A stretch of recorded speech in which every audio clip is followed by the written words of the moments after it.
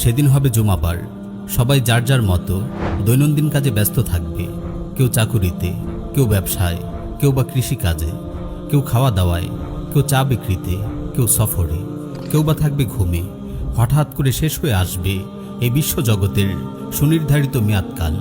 আল্লাহর নির্দেশে সিংহায় ফুকদানের মাধ্যমে সূচনা হবে কিয়ামতের।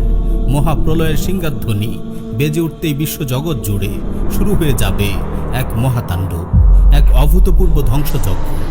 প্রিয় ভাই ও বোন, আজ আমরা আলোচনা করব মহাপ্রলয়ের সিংহাধ্বনি এবং বিশ্বজগতের ধ্বংস নিয়ে। সুনানুত তিরমিজি, সুনান আবি দাউদ সহ অনেক হাদিস গ্রন্থে এসেছে, একবার এক বেদুইন রাসূল সাল্লাল্লাহু আলাইহি ওয়াসাল্লামকে জিজ্ঞেস করেন, ইয়া রাসূলুল্লাহ, সিংহা কি? তিনি উত্তর দেন, কারনুন ইউনফাখু ফি, সিংহা হলো শিং, যাতে ফুঁক দেয়া হবে।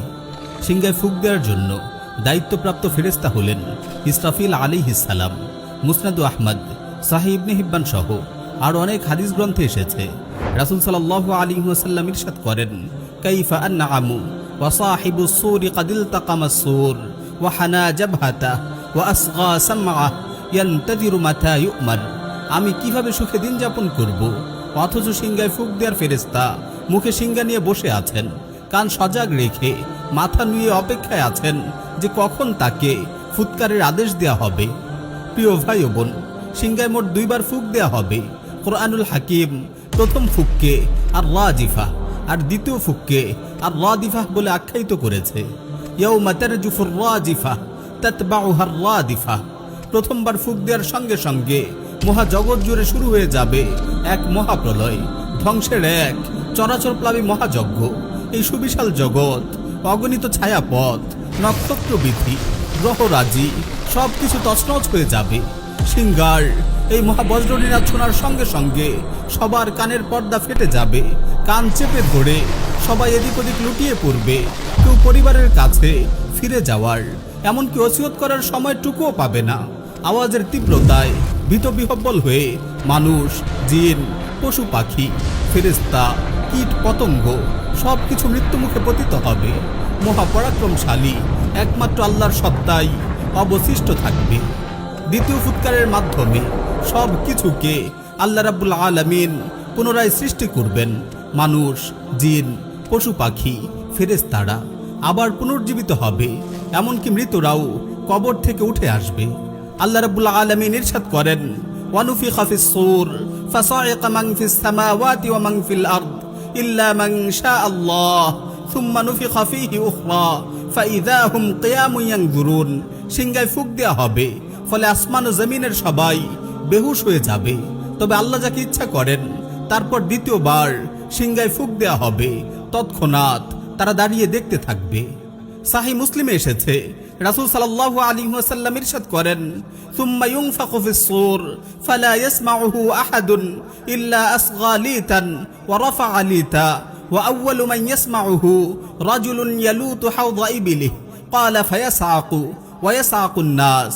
সিংহায় ফুঁক দেয়া হবে, যে আওয়াজ শুনবে সে বেহুশ হয়ে ঢলে পড়বে।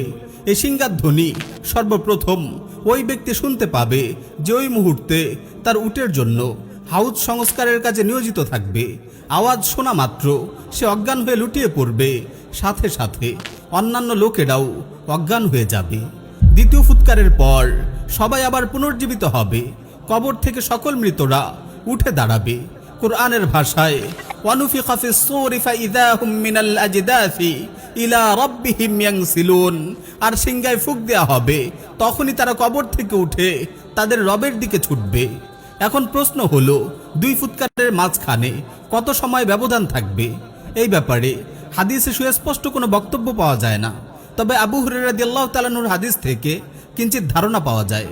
সাহিহুল বুখারীতে এসেছে, সাইয়্যিদুনা আবু হুরায়রা রাদিয়াল্লাহু তাআলা আনহু বর্ণনা করেন, রাসূল সাল্লাল্লাহু আলাইহি ওয়াসাল্লাম ইরশাদ করেন, মা বাইনান নাফখাতাইনি 40, দুই ফুৎকারের মাঝে 40।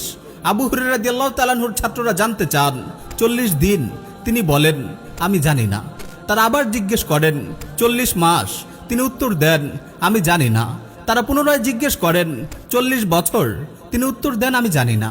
তারপর আল্লাহ তাআলা আসমান থেকে বৃষ্টি বর্ষণ করবেন, ফলে সকল মৃত জীবিত হয়ে উঠবে, যেভাবে পানি থেকে সবজি উৎপন্ন হয়। প্রিয় ভাই ও বোন, বড় কিয়ামতের এই ভয়ানক সিংহাধ্বনি যদি আপনি শুনতে নাও পান, কমপক্ষে আপনার ছোট কিয়ামত তথা মৃত্যুর ভয়াবহ হুঙ্কার তো আপনি নিঃসন্দেহে শুনতে পাবেন। তারপর আপনাকে আবার সৃষ্টি করা হবে। আল্লাহ তাআলা বলেন, ইয়াউমা নাতউইস সামাআ কাতাইয়িস সিজিল্লি লিল কুতুব কামা বাদানা আউওয়ালা খালকিন নুঈদু ওয়া'দান আলাইনা ইন্না কুন্না ফাইলিন। সেদিন আমি আকাশকে গুটিয়ে নেব, যেমন গুটানো হয় লিখিত কাগজপত্র। যেভাবে আমি প্রথমবার সৃষ্টি করেছিলাম সেভাবে পুনরায় সৃষ্টি করব। আমার ওয়াদা নিশ্চিত, আমি তা অবশ্যই পূরণ করব। প্রিয় ভাই ও বোন, মৃত্যুর পর অবশ্যই আমাদেরকে পুনরায় সৃষ্টি করা হবে। আমাদের সবাইকে আল্লাহর সামনে দাঁড়াতে হবে, জীবনের হিসাব দিতে হবে।